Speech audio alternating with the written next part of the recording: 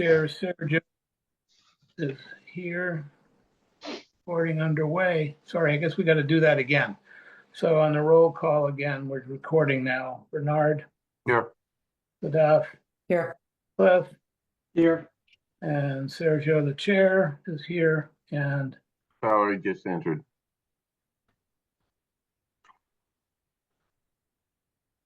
I'm not seeing her, but hi. Yep. Val, good morning. If you can hear us, we're just doing the roll call. Can you, Good are you morning. present?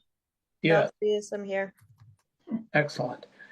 Having done the roll, understandably, Val had a kind of a busy week and was our note taker, so she's going to work on the minutes for next week. So we have no minutes. I was going to suggest perhaps that Val might want to give us the highlights from the school committee meeting last night, as they may bear on our work. Let's see, there's a 5-hour meeting, so just trying to go through what would impact our work. Calendar was a long discussion. Well, we hired a superintendent. Amazing. Very exciting news. And I'll be executing that contract probably over the weekend or Monday. And it is for a 4-year term, we believe. So it's in total a 5-year term. So it completes this school year and then runs a new 4-year term. So it's through June 30 of 2030. I think congratulations are in order. Thank you. It's been a project of mine for the last 4 months, and here we are. So, we deferred the FY25 close discussion because we were at that point about an hour and a half behind on our agenda. We had gone through the enrollment report, which I hope folks were able to watch. We went through the MCAS report, which was lengthy with lots of questions as well. The superintendent gave her report. So it was a long meeting and a very presentation heavy meeting. Probably the one that bears on this committee is the enrollment report. Although really looking forward, I think it wouldn't be clear necessarily for this committee to be making recommendations on it, because I think that they are just looking at the numbers now. So the highlight for those who didn't watch last night is that there's essentially a net of about -60 in the K-12 space, up a little bit meaning single digits in the middle school and high school grades, and down a little bit in the kindergarten and fourth grade cohorts essentially. And that's where that approximately 60 or 65 net negative comes from, or the kindergarten, again, across the town, kindergarten and fourth grade across the town. They are looking at essentially a stable enrollment projection for FY27, and then it sort of starts to dip back up by about FY29 under both our internal metric and the Cropper McGiven, which this new one has been like shockingly accurate. The new Cropper report has actually been shockingly accurate in terms of projections for us, as opposed to the 2019, which is a little bit of was a stale projection, and then we had a pandemic. So that sort of went out the window. But the one that we had commissioned for 2024 has been pretty accurate.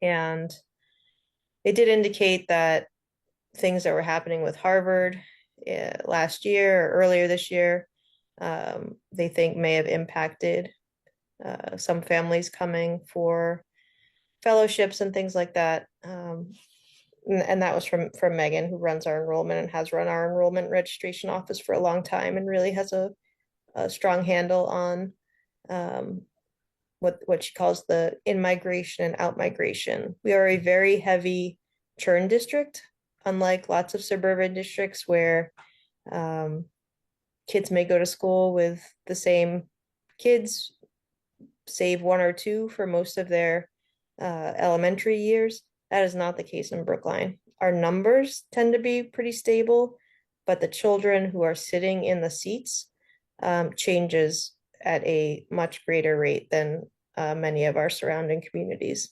I think actually, Val, most of us all are very familiar with the Brookline churn pattern, and Yep. so we understand that. And we also had anticipated the likelihood that the administration's Yep. decisions are going to have an impact on folks who would typically come here for postdocs and research Yeah. projects and things like that. So can I just summarize? So essentially, in round numbers, we're at 7,000 for this. Just under Yeah, exactly. 6.9 and change. Yeah. Yeah, exactly. Okay.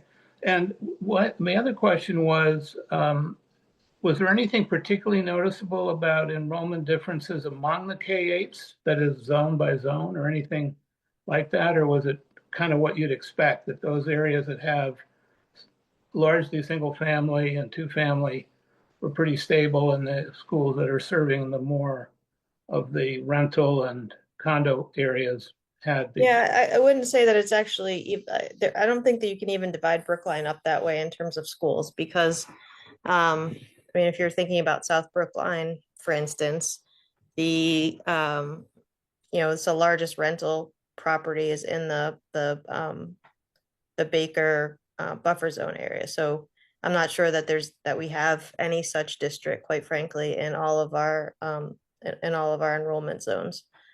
So it was really, a couple here, a couple there. There was no particular school. They actually specifically said it wasn't like there's a specific school that lost right. enrollment. And when talking about the buffer zones, I asked, and others asked whether there's enough flexibility and how they could manage. And she indicated that it was just a handful of people who had requested a school, and this school being not either their primary school or one of the buffer schools, so a different placement. And there were only a handful of those who couldn't be placed where they wanted to be placed. So it seemed that the buffers as they exist give enough both flexibility and placemaking for families to be able to both go to school somewhere that is either, again, their direct school, or if they're in a buffer, one of the buffer zone schools. And then those who want something else for whatever reason, only a handful of those have not been accommodated. So I think that was also good to hear as well. Very good. Thank you. Are there any comments from committee members and follow up to that, or questions? No, I mean, I have to watch the presentation. I was stuck at advisory for 4 hours last night, so did not get a chance to tune in.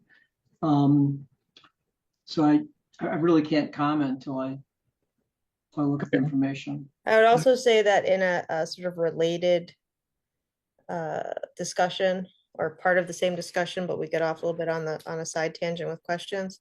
Susan did indicate that she and Karen Schmuckler are looking at, a couple of the spaces at Driscoll and ways that they can perhaps increase capacity for programs like Winthrop House. And I know that this has come up at both the schools and the futures in terms of use of space and revenue generation with some of our in-district programs. So and Val, this was a question. Thank you for raising that. That is one of the things that I'm running point on within the school subcommittee, and I had sent some questions over to Mariah because we had agreed that everything would go through her, similar to how we agreed things would for you for the schools. And I haven't heard back, and I just wanted to make sure that. I know you had submitted a request to that team as well on some of the items we talked about in this subcommittee. So I just wanted to see if there is people are expecting to collaborate with us on this, or if I should just sort of do my own. I just don't think they're going to have information yet, right? Nothing is. I spoke to the superintendent about it. None of these programs have been approved by DESE to take in students yet, and so they haven't. There's a lot now that has to come out of the enrollment report to make sure that they both have enough space for the students we have, but then think about where we can maximize space for perhaps these programs once they're approved by DESE. And then you also have to look at, right, like a place like Driscoll already has lab, and it has Winthrop House, and it has a lot of pre-K classrooms. So there's a lot of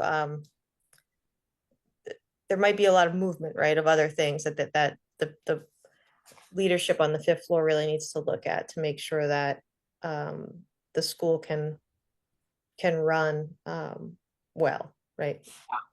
No, and that makes a ton of sense. I think there's sort of two points around that. The first is that I agree that there's a lot of work to be done, and obviously they're not approved by DESE. I think in the nearer term, for the purposes of this exercise, the question is more, once it's approved, what is the revenue potential around that? And so that was my hope to do that analysis to see, do we think that this is, the juice is worth the squeeze, so to speak, on this from an incremental revenue standpoint. And obviously getting those accredited would be a different and longer term exercise, which I can appreciate, than obviously standing up that program, et cetera. So I guess all that to say that there might be an order of operations that is slightly different from what you suggested, to put something in our report that says, hey, we think this is an opportunity collectively that the schools are interested in pursuing. And they are pursuing. So Susan and Karen are pursuing. So I think we can put in the report that says the schools are exploring this as both an opportunity for enhanced in-district programming and as a potential revenue generator. If I may, just two quick items. One, I'm sure most of you know this, but the physical requirements of the pre-K classroom are quite distinct, like having toilets in the room, for example. And Driscoll, Pierce, and Ridley, to some degree, were designed with that in mind. So they have sort of different opportunities, if you will, than some of the other schools, K-8s. There's no news here, it's just a fact. The other comment, if I may, is that I made an error, which I wanted to apologize for last week. In looking at the close report from Dr. Gibbons, I misunderstood the problem of the posting of certain accounts, had understood that that was a school administration problem, when in fact, in reading it carefully, and I thank Val for pointing this out, it appears that the problem was between the town side posting and the schools. And I see that Lincoln is with us today and wanted to just give him a moment if he had any comment on that situation and whether he felt that has been resolved. Lincoln? Lincoln, you're muted. Hello? Oh, now he's. I was unable to unmute or bring up my video. So hello, good morning. Good morning. Yes, that had been an issue at a certain point in 2020, fiscal year 2025. We're up to date now.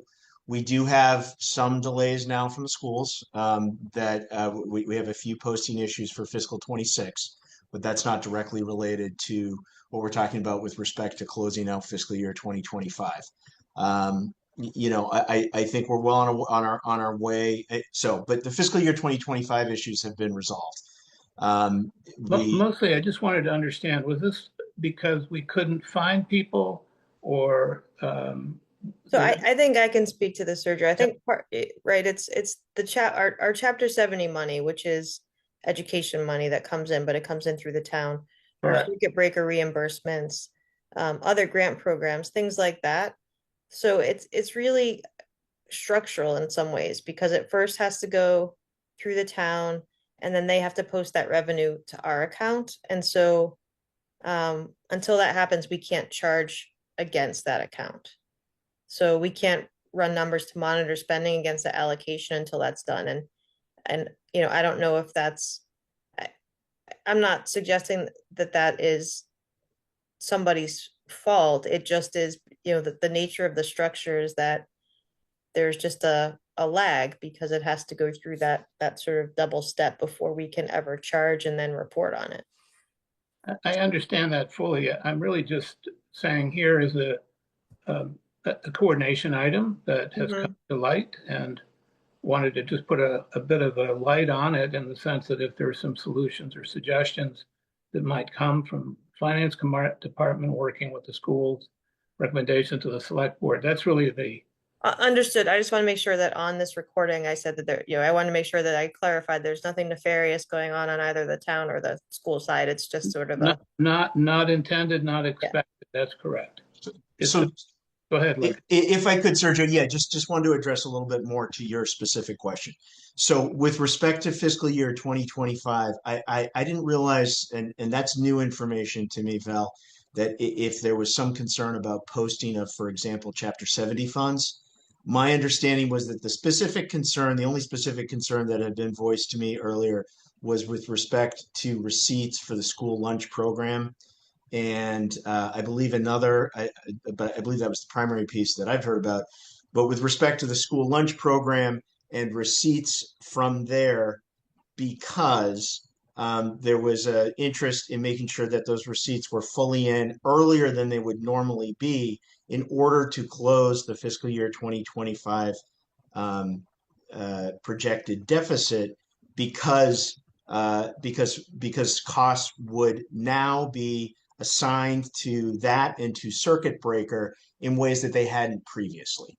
So so as far as that goes, we are fully up to date with fiscal year 2025. It's something that we definitely need to continue to work with as we have staffing challenges, both with the schools and in the town finance side, in terms of making sure that we have revenue posted now throughout 26. But we're continuing to work through that. I won't speak to the staffing challenges that I know the school's finance folks have experienced, but certainly to specifically answer your question, Sergio, about staffing challenges on the town side, that has definitely been a big challenge. I'll not to belabor the point. I think many folks on this call have heard this, but in the last year, we have had, due to retirements, and in one case, the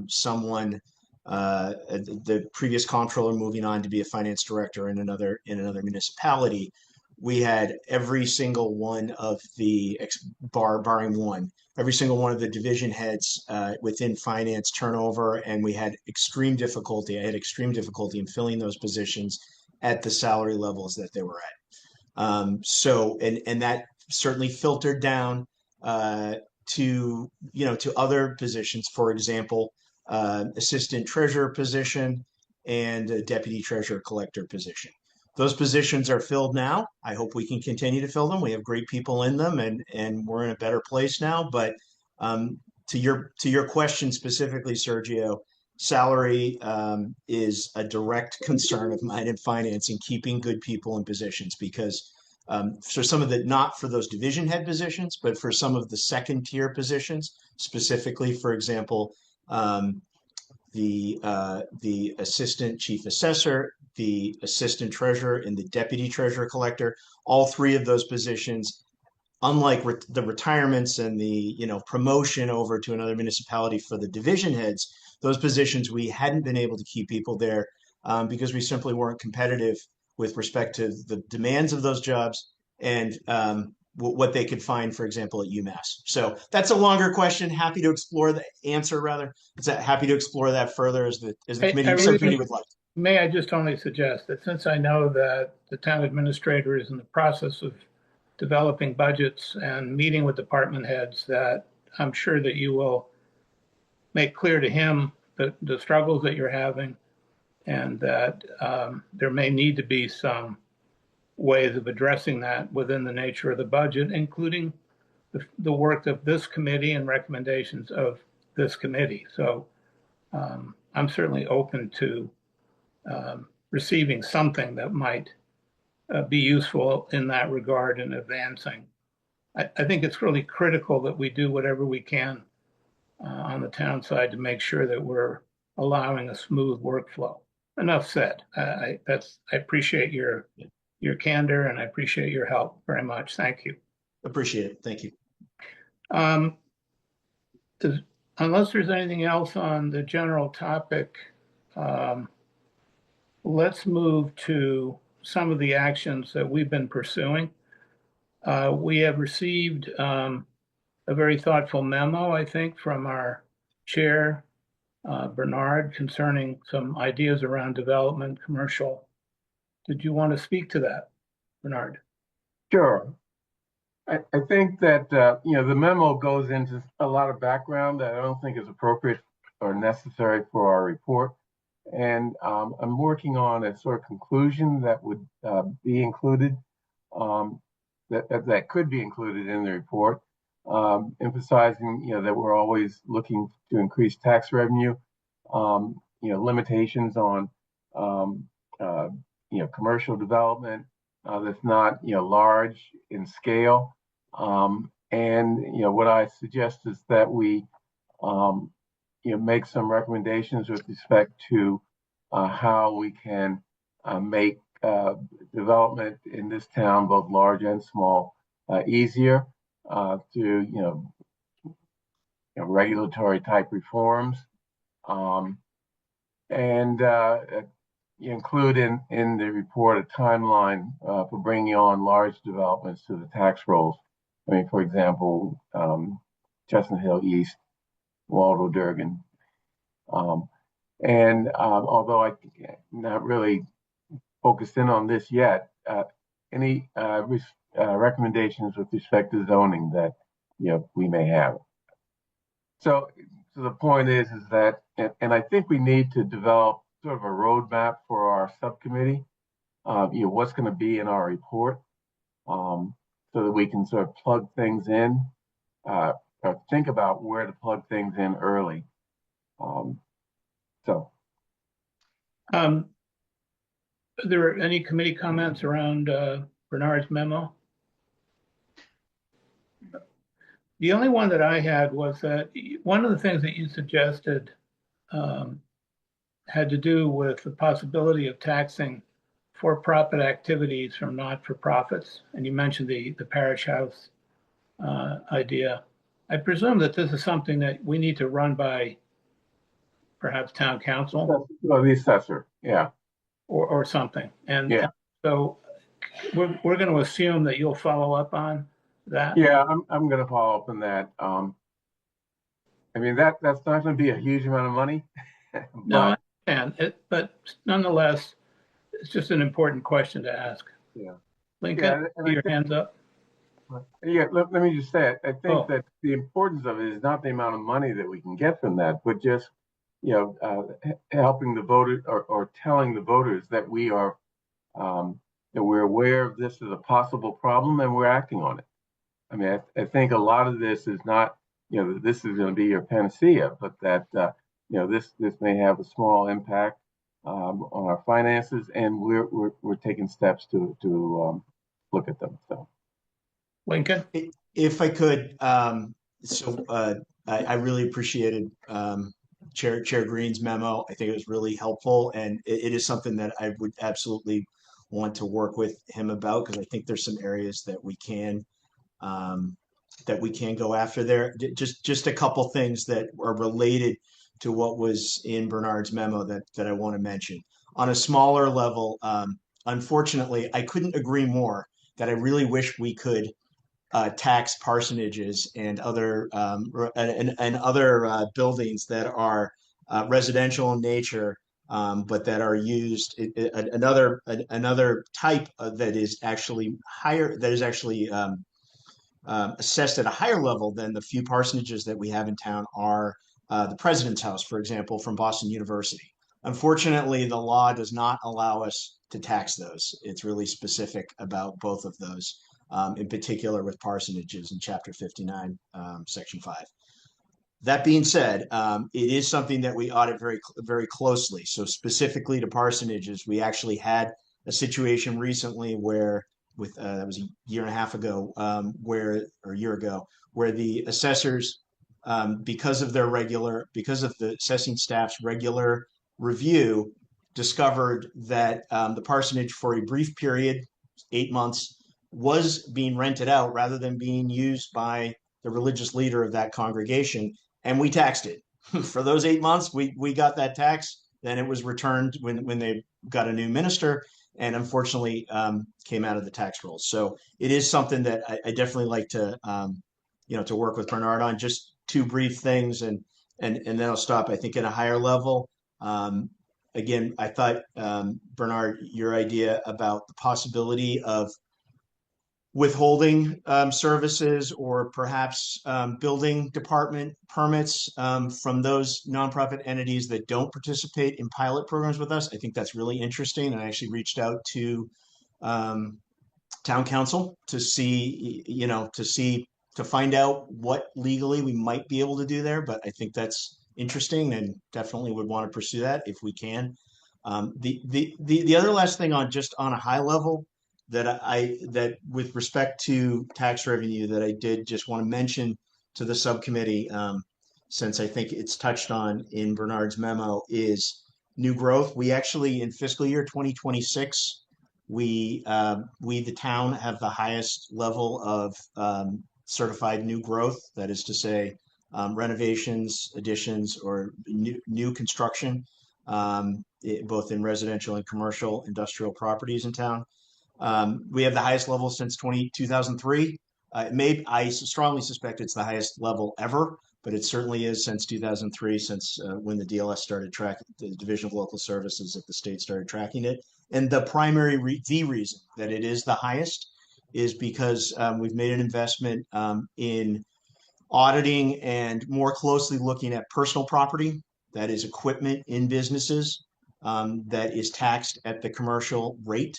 And about $500,000 of that new growth now this year was as a result of working with, focusing in on this more with staff, and specifically working with the premier contractor in Massachusetts, spending monies on them and helping, and that entity helping us identify new places where we may not have missed earlier with personal property. So that's something we definitely want to continue to pursue, and definitely protect staff in the assessing office, because I think in the immediate term, that, from my perspective, is the clear area where we can, to the maximize to the extent possible, humanly possible, what our current tax revenue is. And of course, when we have new growth, it goes into the levy. So, we're building up from the levy from there.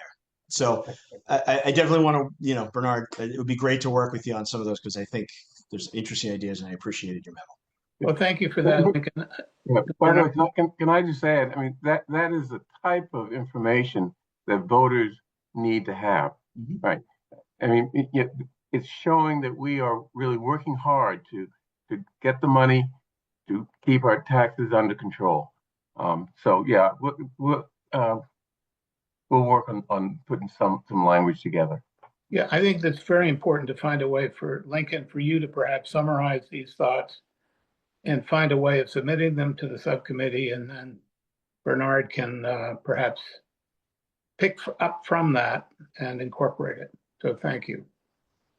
Thank you. And of course, the big issue I'm sure we're all aware of is that new growth is often driven by externalities over which we have no control, and which Bernard has referenced, such as interest rates, and most importantly, the availability of sites.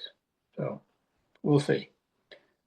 Okay, let's move on. The next list item, I think, is from Sadaf and Val, perhaps, on buffers, school models, K-8, et cetera. Did you want to report? So I believe, Val, you were going to reach out to Bella and to Susan about working with me on this. I actually haven't, I've started to gather some data, but I haven't started the analysis because I was hoping to collaborate with Susan and Bella on this. So why don't you check in on that? Susan's not going to be able to do that in this time frame, I don't think. She's next week, as everybody knows, we're releasing our preliminary projections, and after that is really going to focus on build out, and she's going to be out for a few weeks after that. So I don't know that we're going to be able to get much out of this before the new year. I just want to be realistic with folks. I think that this is probably a early 2026 item. But for report purposes, Superintendent Wong in particular is really focused, and I mentioned this at our last meeting, is really focused on looking at an equitable program for middle schoolers. And that really is right now what she's focusing on with respect to middle school. And, that may mean structural changes, but she isn't quite looking at shifting the model yet. And I know that that's what we've been talking about, but she is from a sort of slightly different angle looking at the middle school program. Which I think was more tied to minutes, right? Sort of consistency of minutes and time per subject, if I'm not mistaken. Is that right? It's right, which is like a sort of big scheduling headache in some ways. And it may end up costing money, which I think is she's trying to figure out right now, right? To get all 6th to 8th graders minutes, what do you have to move around? What do you have to lose? What do you have to gain? If you have to gain FTE, it may not be the most efficient use of FTE if you have to, have someone who's 0.33 at one school and to make sure that those minutes work. So she's really starting to look at that now, which isn't a quick fix. It's a lot of work with principals and with the BEU to really try to sort that out. Okay. So Sergio, the other thing I wanted to mention was that in this context, I wasn't looking at buffers specifically. I was going to look at, if you were to, I think that's a different topic. I was going to look at the projections that were submitted by the firm whose name is escaping me, but that we received a while back. So I'll use that as an input into what this might look like from a modeling perspective. But You're talking about enrollment projections?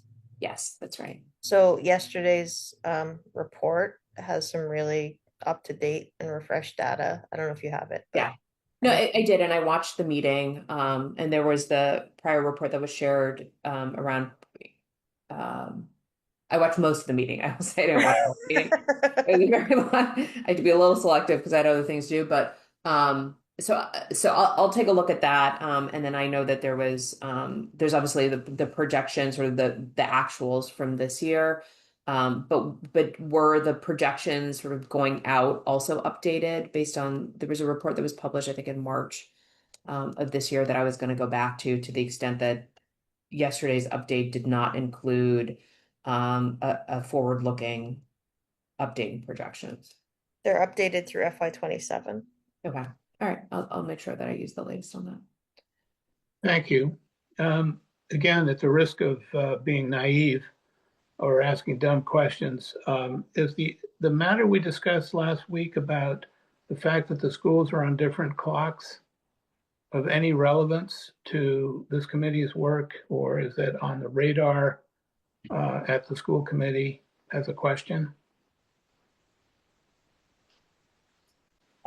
Meaning the ERSC clocks? Just the fact that each school appears to have different periods. Oh, the minutes. Yeah, that's all. And I'm really just this is to me as a school committee kind of an issue. So I'm not trying to press here. I'm just trying to understand whether. Yes, yeah, no, it's absolutely, no, it's absolutely on the radar. I mean, it came up, and they're going to be doing a science curriculum review to make sure that this came up actually last night during the MCAS report, to make sure that we're getting, for example, a relatively standardized science program for all of our middle schoolers, because that curriculum hasn't been refreshed in a while. That's the one that's sort of up now for, it's sort of every decade review, right? It's been the curriculum for a while. So making sure that meets not only the sort of new DESE curriculum standards, but internally is providing students with a similar enough program. I mean, we're not going to take away all teacher flexibility, right, to present lessons in different ways, but to make sure that they're getting the scope and sequence and using the same Yeah. materials and things like that, and the same number of minutes, right? If you're, we've talked about this before, if one school's getting 30 minutes extra in math a week for all of middle school, that's significant. If they're getting 30 Yeah. minutes less in ELA for, that's significant. So Yeah, this is the educational equity. yeah, so I keep calling her doctor, but she's a lawyer like me. Superintendent Wong is very focused on this particular issue. And so, Sergio, I think to answer sort of the second part of your question, I actually don't think that there's anything for this particular committee to look at it. I mean, it sounds like the central admin school committee is both looking at creating that a consistent program across the schools, the middle schools, and then also considering what the teachers union what needs to be done from that perspective. So to the extent that cost questions come up, I imagine it'll be rolled into their budget. Well, it was really around the efficiency issue that I was wondering how running different time, but okay, thank you for that. But by the way, maybe I missed something, but I assume that the school subcommittee will address this issue in their report. I don't know. I don't know why I actually wasn't. I do not think it belongs in the school club subcommittee or in this effort overall. But I'm open to feedback. So let me just ask a question, because the issue that we're discussing is something that was identified a couple of years ago, and it's great that the school committee is doing this. To me, I'm not even sure I call it equity. I think it's just sort of like standardization. It was pretty interesting to see how the different schools, for whatever reason, had different minutes of teaching. I think to the extent you're going to talk about efficiencies as it relates to this, that becomes a longer term discussion. That becomes something that does lean into the potential change of the K-12 model. But we've always thought that would be a longer term discussion than what is going to be covered by whatever length of override that the select board might consider. I agree with Sadaf. I don't know what it is that either of these subcommittees can do to address immediate thoughts as it relates to efficiencies. That sounds to me like what they're trying to do first is get things to a point where it doesn't matter where you go to school. It's the school system versus system of schools type of discussion. And maybe once you get to that, then you can take a step back and say, okay, is this how we want to continue? But at least for the students who are in school, you're getting to a point where everyone's getting the same education. Right? To me, they're very different issues. Yeah, but to your point, Cliff, it does raise the question whether, since this subcommittee, so-called future or strategic planning, call it whatever you want, we're supposedly having a time horizon that may be well beyond the immediate override. And so it leaves me wondering a little bit whether there's a paragraph someplace that maybe just summarizes the points you've made. Yeah, I think that's fair. Yeah, that's all. Perhaps absolutely. we could work on including something at that level. Yeah. Okay. Yeah, what we're saying, these are the issues that we're struggling with that have financial impact. Correct. And we're trying to address them. We want the voters to really understand that the issues that the schools face aren't simple issues, and sometimes simple cuts may not be solutions to those problems. I don't quite see the connection, but I hear what you're saying. I think it's important. Look, I think it's important that the voters understand issues.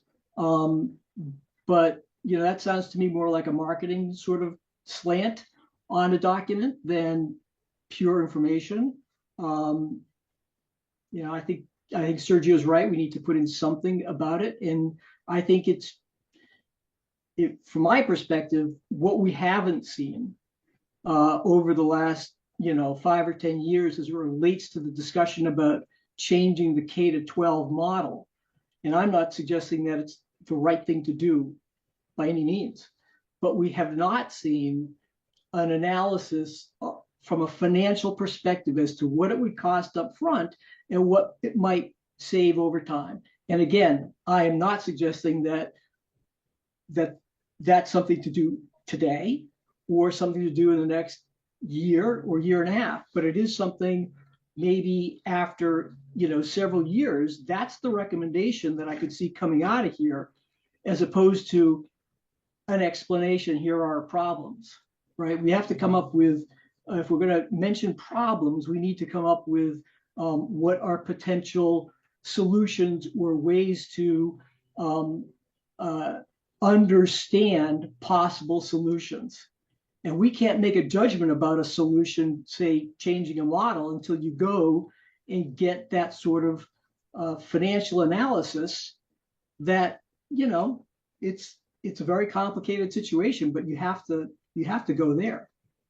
But there's an implication there as well, perhaps, that such a study probably entails the engagement of a professional consultant that has a monetary aspect absolutely. to it.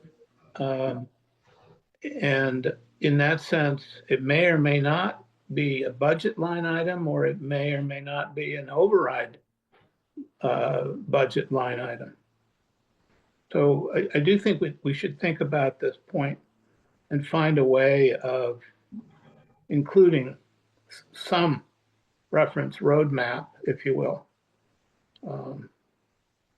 To your point exactly, Cliff, that there are two stages apparently. The first is let's get the fundamental equity phase addressed, and then we need to look at the model. Right. And so I think that they are related but different, as you're saying. I think the equity piece will likely be an override budget issue, because there will be a monetary component to that. And then the structural piece is certainly a long-term piece for information for voters. But I'm concerned, Val, about this issue from a time perspective, because if I understood you correctly, it appears as if we're really talking about January, February before the schools get around to really putting their arms around what this would entail, and therefore a numerical number as to costs. So I don't quite understand how that's going to work given the current. Well, I think it would be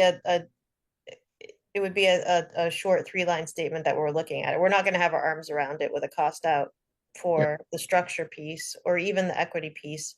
By then, this is the part where negotiations with the union and with building leaders, because I get it completely. there may be things that we do in schools right now. I don't want to get too far over my skis, but there may be things that we do in schools right now that we can't do as often if we want to make sure that we have equitable math, science, and ELA minutes for kids. And so that's going to involve some, I think, difficult choices and decisions. And what I'm really just driving at is that I understand fully what you're saying about time. Yeah. Also saying the implication is for this committee, at least under the current time frame, we're not going to be in a position to comment on this one way or the other. We can't say, yeah, this is a good idea and here's the number, or no, it's a terrible idea and this is the reasons why. That's all I'm saying. So it's a reality problem. But can we talk about the sort of equity side of this or standardization side? I mean, in my opinion, and maybe I'm wrong here, I don't think we should touch the model, the question of changing the model with a 10-foot pole, because that is going to create a firestorm. Yeah, but so I disagree. I disagree. Okay. And the reason I disagree is because we're not making a recommendation to change at all. What we're saying is that an analysis to understand what it would involve from a financial perspective is information that the community should have. If you get that information and it makes no sense whatsoever, that's easy. If it makes sense, then it's a different discussion with the community at that point in time. But for us to essentially say, sorry, we can't look at this because we don't think the voters will like it, we should be thinking about not 3 or 4 or 5 years. We should be thinking about 10, 20, 30 years, because Brookline, you're building school buildings that are going to last 75 years. Well, we should that's what long-term is to me. That's what the futures means to me, not 3 to 5 years, because people cycle through this town pretty fast. 10, 12 years, people come in, they leave because they come for the schools and they leave. Yeah. So I just think we just need to be thinking futures, longer term. Sorry, Siddharth. No, it's okay. Sorry, I thought you were done. I agree with Cliff, and I think just taking a step back, just so people understand where I'm coming from, I think given the conversations that I have in this town and with parents and people who are pretty engaged on what's happening with the schools and in the town in general, I think there's just there's a concern about how we get to a sustainable cost structure. And there are different ways that there are different ideas out there on what could get us there. And this is just one of them. And I think we haven't seen the multi-year projections, so I don't have a handle on what that actually looks like. But I know that there's a structural deficit with level service funding. And we also know that there is a desire, and I understand where this comes from, to restore some of the positions that were cut last year. And that was somewhere in the 6 million range of cuts from last year. And I think then there's just a question about how we get to a place that feels more sustainable and get out of the cycle of overrides. And I think, I guess when I look at what this subcommittee is responsible for, my vantage point was really, what are the ideas that get us to a place where the cost structure looks different? And those conversations are never going to be easy. And I think as far as the school model is concerned, I went to Lawrence K through 8. I brought my kids back to this town because I love the K through 8 model, and I got an excellent education here. And at the same time, I want us to just be practical. I would rather be in this town with the middle school model, right?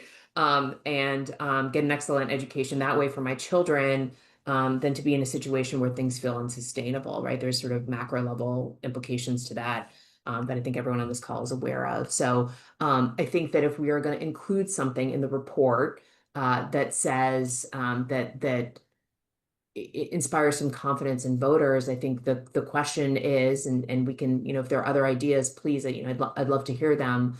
How do we get to a place that feels more sustainable from a cost structure standpoint? There's only so many levers, right? And we know the levers on the school side is about head count, right? That's the cost driver. And we know that, I think this group understands, what the core levers are. So I think if we say, hey, we're studying this, we could go that route. But I think understanding better just a sizing of, it's bigger than it's worth studying or not, I think is helpful. And then to say, we think this could be sizable and we're going to study it. I think you would sort of need both of those components to go into a report, in order for that to actually instill some confidence in voters. And if there are other ideas, then, let's put those out there and let's make sure that we articulate those in a report, because that's ultimately my hope, is that will instill some confidence in voters as we get to a potential override conversation. So that was perhaps long-winded, but I do think that, I don't think we want to write it off for those reasons, despite my personal feelings on this, right? Aside, I think, I want to be pragmatic about what gets Brookline to a different place from a sustainability standpoint. So Sadaf and Cliff, you sit on, and Bernard, I'm sorry if you do as well, sit on two of the committees. And I'm wondering if either is talking about the reductions in state aid and the sort of obligations of the state. And the federal government with special ed is obviously very glaring, but I'm not sure what we can do about that in then 5 or 10 years. Maybe we can in 5 or 10 years, but I'm wondering whether we're going to make any statement about, commitment to advocating for a fully funded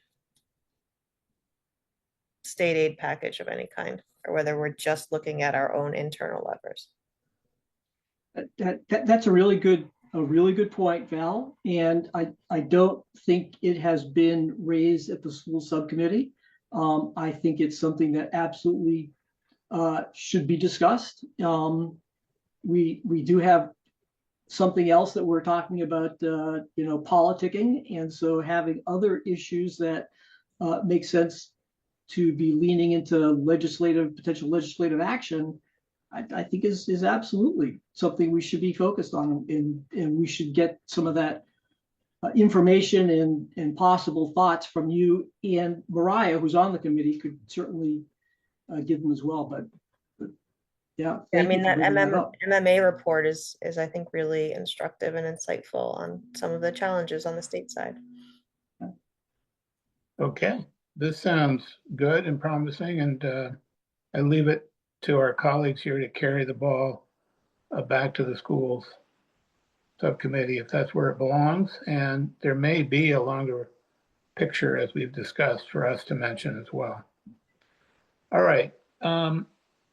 Very briefly, I guess, Cliff, did you have any updates on your struggles concerning getting something as basic as plans for the schools, which seem to have turned out to be a bigger struggle than anyone thought? Yeah, so In a minute, I'm sorry. it's okay. Yeah, it is a struggle. So I did get from David Pollock the information that he gave to Susan earlier this past summer, and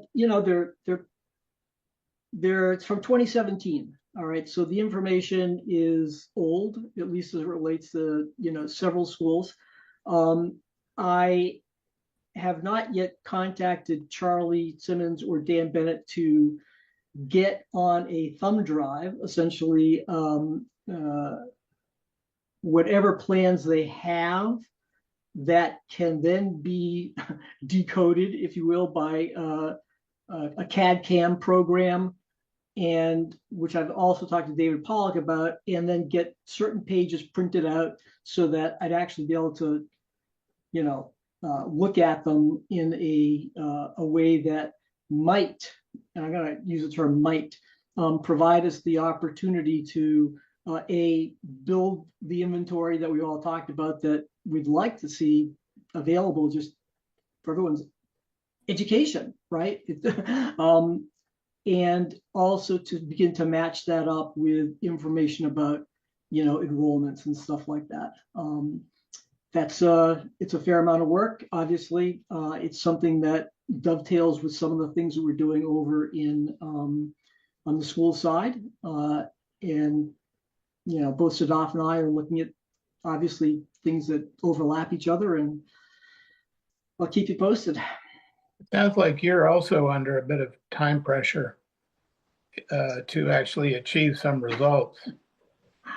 Well, I think we all are, right? Yeah. I don't, Lincoln?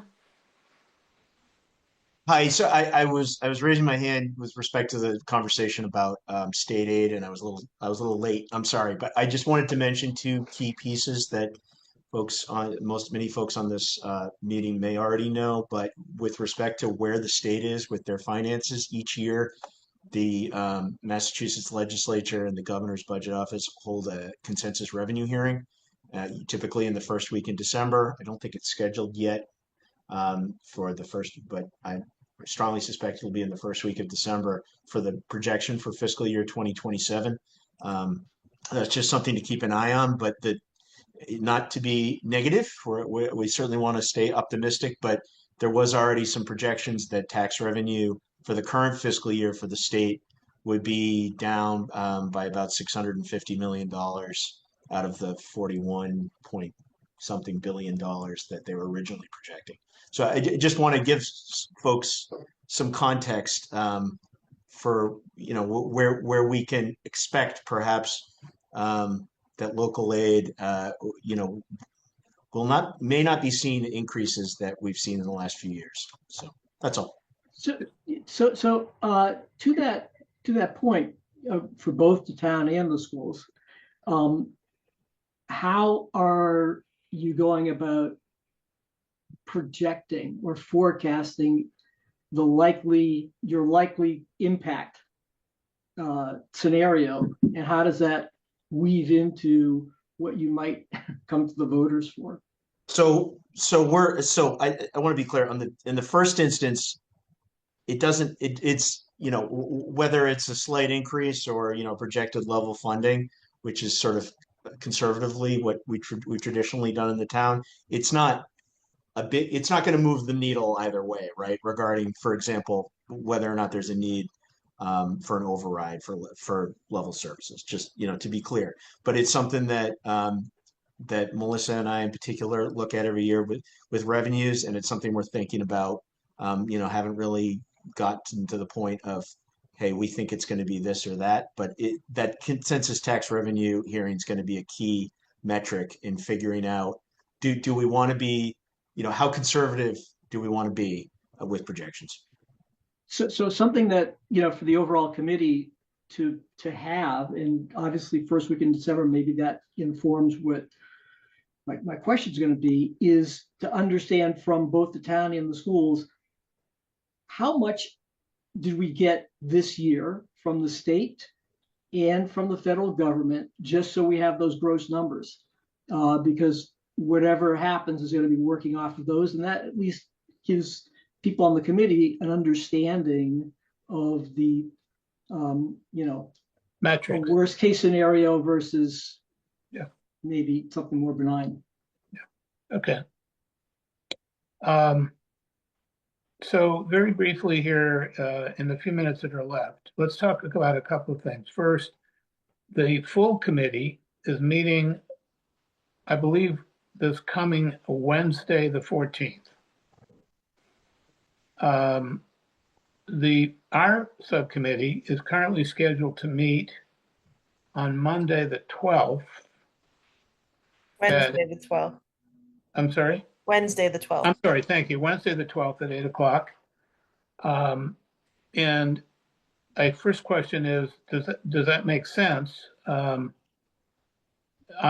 inclined that we should meet. It may be a short meeting, but there's a lot of parts that are in progress, and I do think we should do that. And then looking forward, I wanted to report from my end that the solar initiative is moving forward, and the working group believes that they would be ready to come before us in the week of the 17th. And I believe we have a tentative meeting scheduled on the 17th. We do at 6:30 p.m. on the 17th. And so I would indicate to you that approximately, in talking with the working group, they feel that they need about a 20-minute window to bring this topic to us. And so I would ask the subcommittee for that on the 17th. So that's one piece of that agenda. I think it's going to be an interesting conversation. I think they've worked quite hard with sustainability, legal, purchasing to kind of work their way through all the various questions that this initiative will raise. And so in that sense, these are guests that would be coming. I wanted to ask whether anyone else had any other guest requests that we should be aware of. Okay. So that's, I think, basically where we are. Are there any closing thoughts or comments from anybody? We didn't assign a minute taker, did we? I guess I will try to volunteer to review the recording and do the minutes for this meeting. Don't you have a transcript too? I don't know. Do we? Did We we? will from the recording. It Right. automatically gets generated. Yeah, but I mean, when I've looked at these transcripts in the past, I'm not sure that they really constitute anything useful in the form of minutes. You have to really go through it and weed your way out what's relevant. So there is an ability to generate an AI-driven summary, and don't laugh because I used I'm not it laughing. I as- use it all the time. I use it as the basis for the minutes that I did for the school subcommittee, and I ended up giving minutes that were apparently too detailed for people. But be that as it may, I think that But they were excellent. All right, I may be talking to you offline, Cliff. Yeah. But I will take the responsibility for this, and Val will work on the ones from last week, and we should have those for all of us to talk about at our next meeting, which is on the 12th. And Sergio, one additional comment, just given Val's thoughts on the capacity of central admin, which I understand, Bella and team had their hands full. I'm going to put some thought into what is and is not viable based on this conversation for the work that I had volunteered to undertake related to the school model. I want to make sure that we come up with something that's useful. If the objective is that it's just a few lines in the report, then there isn't much for me to do. I'm going to spend some time thinking about whether there's something meaningful here that I can contribute. Understood. I mean, I think we're all facing this challenge. Yeah. And I have no doubt that this will be part of our discussions in front of the full committee to hear from all of the subcommittees as to how they see this problem unfold. That's right. All right. Thank you. Hey, Sergio, Yes, I raised something earlier that I'd like to see if you agree. It'd be good for us to have sort of an outline of, what we're going to present to the report, just to sort of guide us, make sure we're not going off the track. sure. I mean that always helps me, but I mean, I'll be very frank. The guideline that I've been using has simply been the topics that had gotten introduced as a framework. And my assumption is that each of the owners of those subjects would plug in, their 2 to 3 paragraphs or whatever is needed or appropriate with charts and graphs and whatever else may be needed. Okay.